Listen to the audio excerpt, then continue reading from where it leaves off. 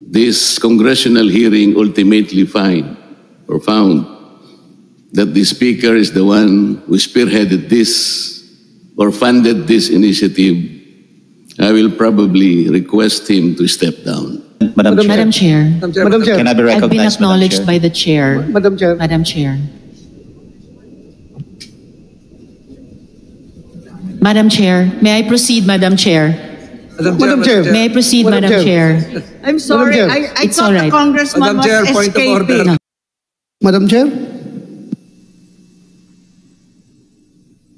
Madam Chair, Yes, Congressman Marcoleta, please. I am happy that Senator Bato raised this question because That's right. this is the gist of the entire inquiry. Attorney Anthony A. Abad appears to be the proponent of this initiative. Kagaya po ng sinabi ninyo, Senator, bigyan ng katauhan ang nagpasimuno nitong Politicians Initiative. Earlier, Madam Chair, the House of Representatives, sila po ang nagiging parang kontrabida dito. I am not representing the House of Representatives today. I was personally invited by the beautiful chairman to appear in this committee. But as a member, hindi po nyo may aalis sa akin na medyo magdamdam rin ako sapagkat ang patutsada ay patungkol sa House of Representatives, lalong-lalo na po yung Speaker. I am not defending the Speaker. If this congressional hearing ultimately found that the Speaker is the one who spearheaded this or funded this initiative, I will probably request him to step down. Pero kung hindi po siya naman, bakit hindi po natin kinonsentrate kay Anthony Abad? Siya po yung bida dito eh. Siya po ang pinakasentro nito. Siya ang nagsasabi dito na pinaliwanag niya sa tao. Nagsabi po ng mga tao, we fully understand the rationale of this proposition. We fully understand the consequences, the effects, and the advantages of this proposition. Gusto nating malaman, talaga bang ginawa niya single-handedly or do et al. Ito? But to undertake and to mobilize an undertaking nationwide, to be able to get at least 8 million votes. Kaya po ba ng isang tao? Why don't we begin with Anthony Abad? Who is he? Anthony Abad, based on the Google, Madam Chair, specializes in international trade law. He has been in legal practice for 17 years, and he is at present an independent advisor of the Philippine Senate. May I know, Madam Chair? Nasa Google po. At kung sino- nakalagay din po sa sino- Google, he took his oath before the office of Senator Aquilino Pimentel. Nasa Google po. Kaya kailangan po nating makita lahat eh. Sa Google po yan. I was also shown that picture pero hindi ko ma-date eh. Mukhang bata pa kami noon eh. So must have been years ago. And if we are talking about that if he is also that Anthony Abad named in the signature sheet, so we are assuming a lot of things. Pero right now he's not a consultant of my office. But so pasiputin natin itong Attorney Anthony A. Abad. So, Triple A. Yes. Attorney Anthony A. Abad. So, para malaman po natin. And if that person seen in the picture taking an oath before me, if he will admit that he is the one, then we're talking about the same person. But he's not a consultant of my office, so I don't think he's also a consultant of the Senate. Wala. So maybe that was siguro part of his biodata. Siguro once upon a time, baka nangyari yun. And then, since andito na rin tayo sa topic na ito, the burden is all with Attorney Anthony A. Abad because no other lawyer can file that petition and claim that he or she is under that et al. Hindi mo pwede yun. So it's only if the signatures are genuine and real and then freely given, it is only this attorney, Anthony A. Abad, whom they have authorized to file the petition. No person, no lawyer can claim to be et al. Kasi hindi siya pinangalanan. So that's my theory. Kaya I agree with Congressman Marcoleta. We really have to identify who is. Pero medyo common name kasi yan. There might be more than one Anthony A. Abad who happens also to be a lawyer. So Yes, we need to Senator, look for but this person. We can start with him. Yes, This is an A4 sheet of paper. that's right. 10 signatories per sheet. If Anthony Abad is out to get 8 million votes to satisfy the threshold of 8 million, this is the requisite of the People's Initiative, he will need 800,000 pieces of this A sheet. Nakita ko po yung nakakuha ko ng isang ream nito. This paper was imported from Indonesia. This is 70 GSM. I want to ask Anthony Abad, kinuwenta ko po kung magkano siguro about 1,500 something reams. $500,000 pesos, ito pala mong papel. Ipiprint mo ito, palagay mo na lang 2 piso. 800,000 seats, that 1.6 million plus 500, that's about 2 million. Saan niya kinuha ni Anthony Abad? Maybe we can ask questions directly from this guy. Hindi yung mga nakatakip ang mukha. They're so brave enough not to be able to expose their faces in the public. I'm sorry, Mr. Senate President, but I read your rules of evidence. If the substantive rights of people affected in this hearing, they should also be protected. How can we, for example, confront the accusers if they are all masked? Hindi po ganito.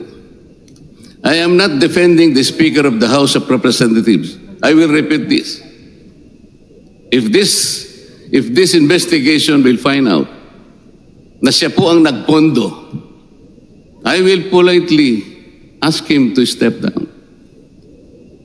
Pero halimbawa po kung ito'y ginawa ni Anthony Abad out of exasperation, out of frustration, because I think for the longest time, the House of Representatives have been inviting the Senate to meet with us on a constituent assembly, and the Senate repeatedly refused us.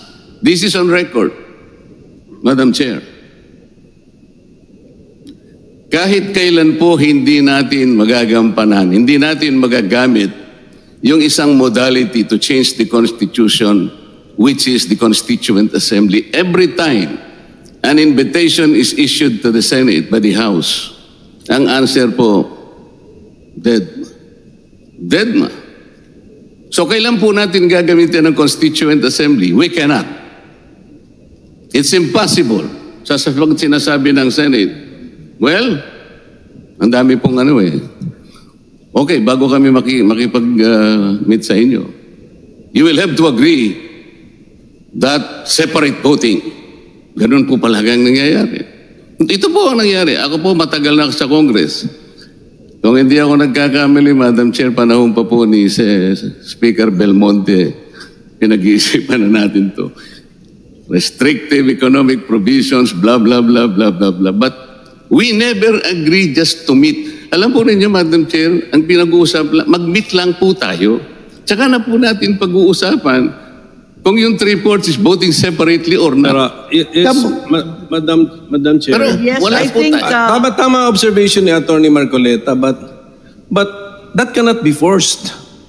If the Senate does not want to amend the Constitution through a Constituent Assembly, the House cannot force it. Ganun lang po yun, as simple as that. So therefore, no one is forcing, Senator. precisely. So, there should be no complaint kasi we are two autonomous bodies. Ayaw nung isa makimit sa Constituent Assembly. The complaint arises from the fact that you do not want to meet with us. Madam So ang Chair. question, how can we make use of that particular Yes, modality?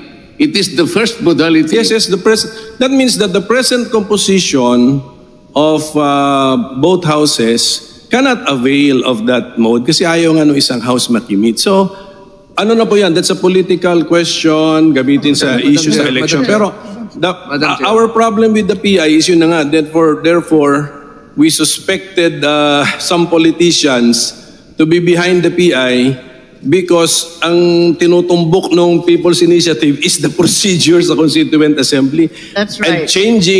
changing the natural meaning of that section, That's Madam correct. Chair. So that's And with all due yan yung respect flow, to yes. Congressman Marcoleta, that's likely a subject of another hearing and another meeting, and perhaps a more confident and benign meeting of the minds at another time. Madam Chair, Right now, I can see all my colleagues jumping out of their seats to contradict us, but let's not hijack this hearing. Let us Correct. proceed with the next witness, who has very kindly come from the province of Batangas.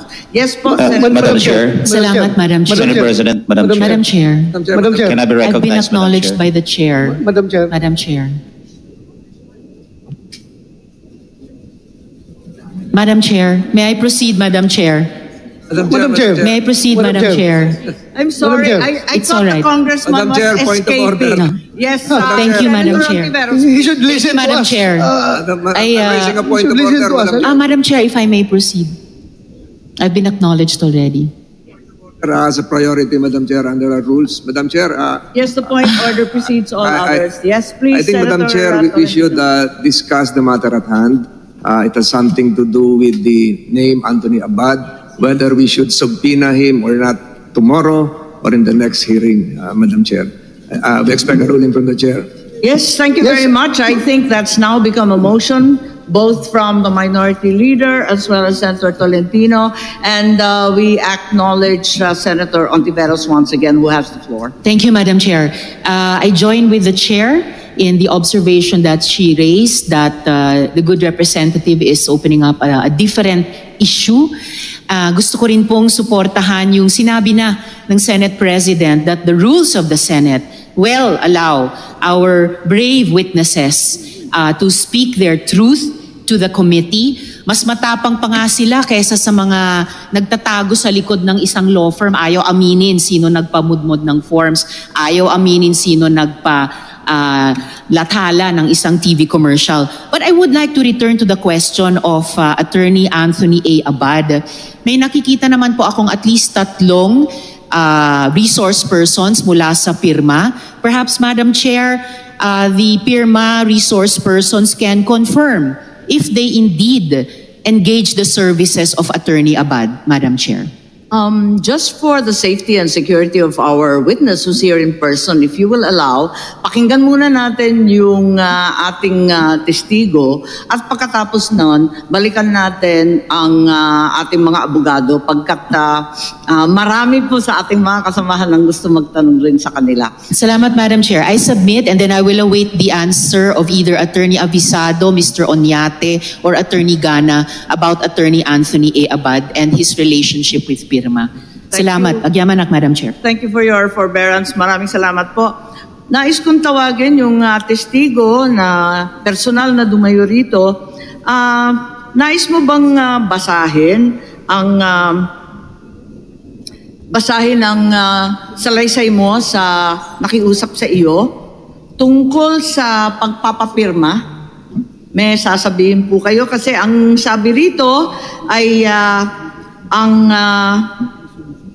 kapitan ninyo hindi kaalyado ng mayor at ng congressman ninyo. Kaya ano ang nangyari? Ipaliwanag po ninyo, please. Good afternoon po, Madam Chair. Your Honor, dumating lang po kasi yung form sa amin. Tapos tinanong sa akin kung para saan yon. In-explain ko lang po dun sa kapitan kung para saan yung form. Tapos kahit siya ayaw niyang pumirma kasi ayaw niya nun. Tapos po inutos lang po sa barangay health workers na papirmahan yung gusto lang pong pumirma. Saan galing yung form sa pagkaalam ninyo? Kasi kalakip nun, di ba, may listahan daw? Galing po sa LGU. Galing sa mayor or sa congressman? Sa Congress po. Sa opisina ng kongresista, yung listahan. Opo. Tapos, pinadala yung listahan kasama nung formularyo, yung form na pinapapirma. Ganun ba yun? Form lang po yung nakita ko. Paano mo alam kung sinong papapirmahin? Sinabi lang po na kailangan pumirma lahat po ng doon sa barangay namin. Okay. Pumirma naman kayo. Ako po, hindi po ako pumirma, pati po yung kapitan. Bakit? Ayoko po. Bakit ayaw ninyo? Hindi ninyo maintindihan dahil English?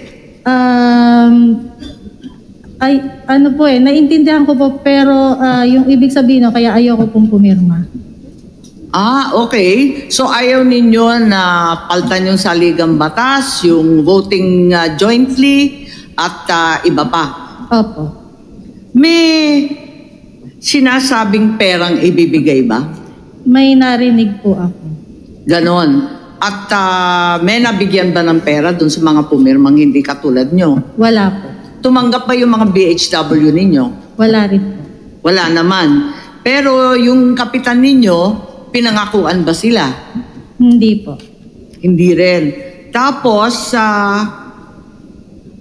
ano pa yung masasabi mo tungkol dito? Palibasa siguro, yung kapitan hindi kaalyado ninyong mayor at kongresista. Tama po ba yun? Opo. Naintindihan ba nung mga kasamahan ninyo o kabarangay ninyo yung pinipirmahan nila? Hindi po. Ang alam po nila ayuda. Alam nila ayuda kasi yun ang pangako, no? Opo. Sino nagsabi na ayuda yun? Yung BHW, utos ng City Hall? Ganun po ba? Yung perception lang po siguro nung mga nando kasi parang nagte-trending na po kasi siya. Tama. Trending na may ayudang kalakip yun. Opo. Oo. Tapos, linilista ba yung mga pangalan nila? Sa alam ko po, hindi ko po alam kung nililista po. Pero marami bang pumirma dun sa barangay ninyo? Konti lang po kasi nung sinubmit po yon dahil may deadline daw po, binalik po kasi yung forms kasi kulang daw po yung mga pirma. Ano yung deadline? Kasi sinasabi daw, ang presidente daw ang nirarason. Tama ba yun? Opo, yun po ang sabi. Ano daw ang kinalaman ng presidente dyan? Ang sabi po is utos daw po yun ng presidente. Ano daw? Ano ba? Utos daw po yun ni BBM. Utos yun po ni yung BBM. exact word. Ay, ganon. At sumusunod lang sila. Opo. Kung utos ng Pangulo, ba't hindi ninyo sinunod? Meron po akong freedom of choice. Okay. Recording in progress. Sige. At yung mga kaalyado lang ni Mayor ang binigyan ng pera, tama ba yun? Hindi ko po alam. Kasi meron nagbanggit ng katulad nun. May dadagdag ka pa? Wala na po. Bakit ka takot? Ba't ka nagtatakip ng mukha katulad ng sinabi ni Congressman Marcoleta? Babalikan ka ba? Pwede po. Nino? Kasi po, hindi ko po masabi dito kasi matitrace po nila ako pag sinabi ko po yung dahilan. Ganon. Pero opisyal, Opo. mga opisyal, babalikan ka dyan sa lugar ninyo. Opo. Sige. May maidadagdag ka pa o yung mga kasamahan ko, may katanungan po kayo?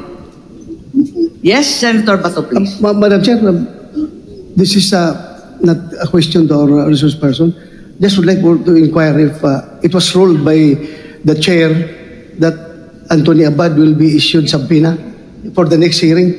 Yes, I think motions were received and It was ruled certainly by- we have resolved to send a subpoena to the said Attorney Abad. Although I think information was sent to this committee that he has flown overseas. Overseas? Okay. Madam Chair, dagdag lang ko konti, Madam Chair. No? I just would like to react to the statement of Attorney Rodante Marcolita. Congressman Marcolita. Kung sinabi po niya, Madam Chair, na siya ay nasasaktan dahil para bang alluded to yung buong lower house na sila ang nasa likuran nitong People's Initiative. Ako rin ay nasasaktan when he alluded the Senate as the opposition palagi, dahilan kung bakit hindi natutuloy yung economic chacha. Ako po gusto ko iparating, Madam Chair, na in fact, during the last Congress, kaming dalawa ni Senator Tolentino, nag-file kami ng resolution for economic chacha. And nagbabago po yung komposisyon ng Senado at pareho na rin sa lower house, nagbabago rin yung komposisyon.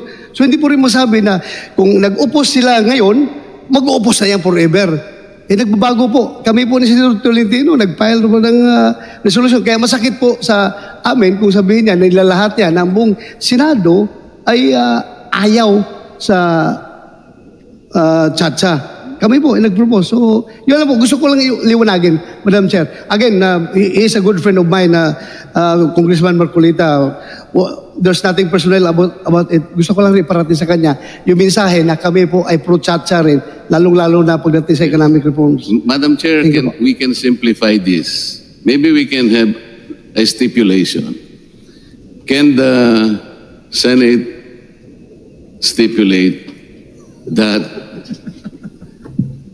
of all the initiatives taken by the House to engage you as a constituent assembly, all these initiatives have been refused? Wala pa tayong, hindi pa po tayo nag-meet. Madam Chair, as Senate President, as the leader of this institution, I can categorically state that we have not refused any measures. Matter of fact, I filed last week RBH 6, which is to discuss economic provisions of the Constitution. So only to change your mind 3 days later, Mr. Senate President. Did I ever say, for the record, did I ever say I am no longer pursuing this? Please cite the record that I said I will no longer pursue this. Well, it's in the privilege speech I heard by one of you. No. I'd like to correct misconception of my dear friend, Congressman Marcoleta. We are just fighting this PI first.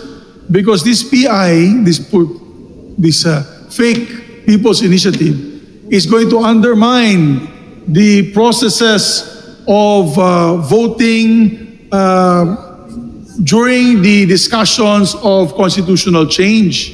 Hindi po kami papayag na makapon ang Senado kasi mawawala po ang bicameralism that is stipulated 5 times in our Constitution and provides for the checks and balances of our institutions. Yun lamang po. Wala po tayong pinag-aawayan kundi itong PI kasi alam mo, sa totoo lang, Madam Chair, we're veering away from the topic here. Yes. But really quickly, kung yung People's Initiative, kung linagay po nila dyan, sino bang mga proponents dyan? Kung linagay ng pirma dyan to amend the, for example, public services to allow 100% foreign ownership, sa tingin ko walang gulo eh. Pati sa amin walang aalma. Yun ay napakasimple. That is a right given by the Constitution. Pero hindi. It's a very simple question to vote as one, but it is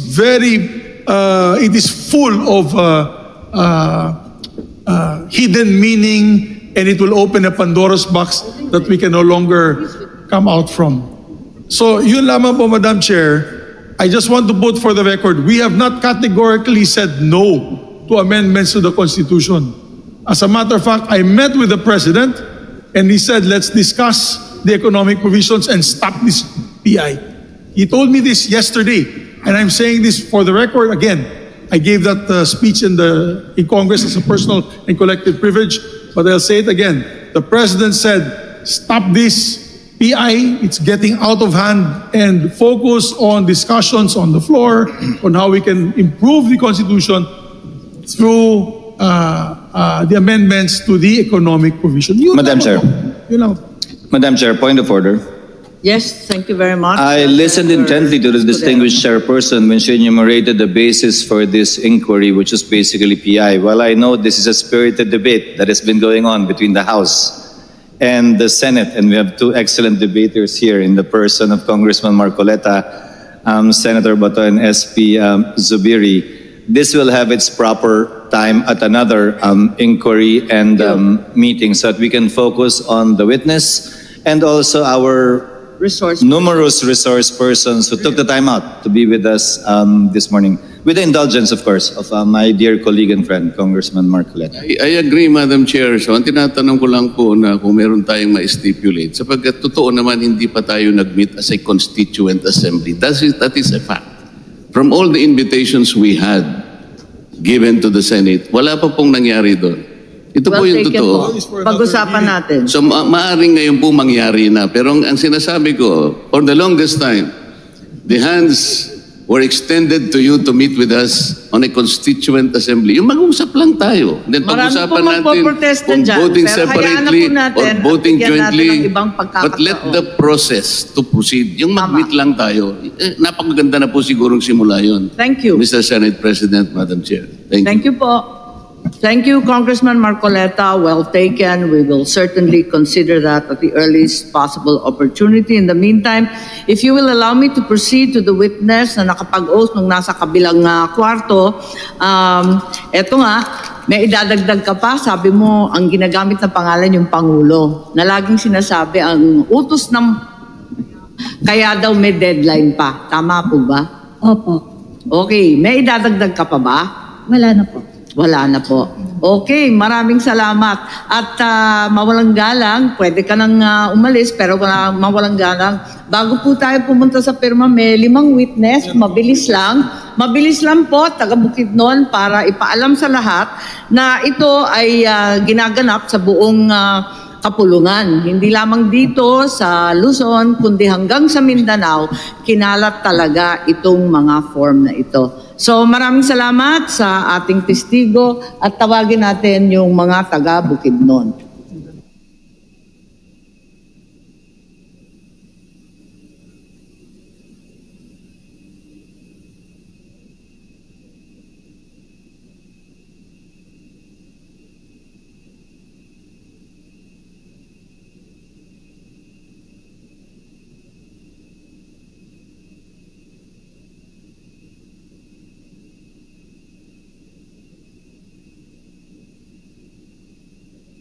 May dalawa pa tayong witness online. Unahin natin, kanina pa nag-iintay. Kumusta po? At anong maidadagdag ninyo tungkol dyan sa PI na yan?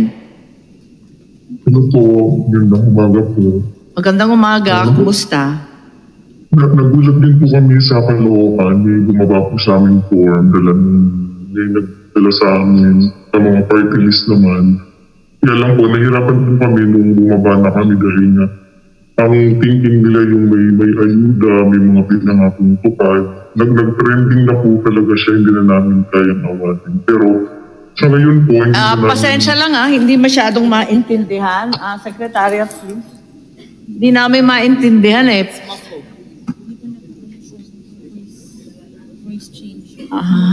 voice change. But, ang masasabi lang po namin, nung bumaba po siya, may mga pangako mga AX, kaya kami lumagyan. Maraming pangako. Pinapangakuan kayo ng AX, tupad, at MAIC. Ganon. Nakatanggap na po kayo? Wala pa po hanggang ngayon, Senadora. Pero linilista yung mga pangalan ng pumirma para lamang bigyan ng kung ano-anong benepisyo. Opo, kaya lang po, nahirapan po kami dahil nung nakita na po yung pipirmahan, tinatanong po kami ng mga tao na bakit. Kaya kayo nagtatago at nag-voice change pa kasi may panakot na pag hindi pumirma, hindi nakasali. Opo. Ganon. Bakit kayo natatakot? Saan galing yung banta? Mga politiko po kasi, ma'am, mahirap po mabalikan ng ordinaryong mamayan lamang po kami. Kaya po kami nagsalita dahil po naawa po kami dahil na ang outcome po pala ng pagpapapirma namin ay malalagay sa alam namin. Madam Chair, narinig ko lang, Madam Chair, sa ating witness. Ang sinasabi niyo po, Sir Witness, ay dahil natatakot po kayo sa mga politiko. Opo. Opo. Okay. So, politiko official. sa lokal. Sa lokal po, LGU po. Opo. Ang LGU, yung sinasabi mo, ganon. Saan galing yung mga form? Ang bumaba po sa amin yan galing po sa mga senior citizen po. Alin yun? Senior Citizens Party List? Or senior Opo, citizens parang doon ganun sa po. inyo? Senior citizen po sa amin po. Ay, ganon. Okay. At yung kasama mo, may idadagdag din? Ganun din, magandang tanghali po, Ma'am Chair. Ganun din po, parang marami pong mga pangako. Siyempre po, nung huli na, kami na po kasi binabalikan ng mga tao. Akala po kasi nasa amin na yung mga pinangako. Kaya po gano'n na nahihirapan kami. Kaya parang nag-ano po muna kami. Kasi po yung ibang mga form, hindi po namin na nakukuha.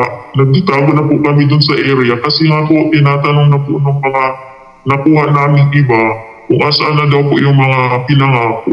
So inakala, binulsa na ninyo yung mga pinangako? Opo. Pero wala pang Akala po binibigay nasa hanggang amin ngayon? na. Hanggang ngayon wala pang binibigay? Wala po, wala.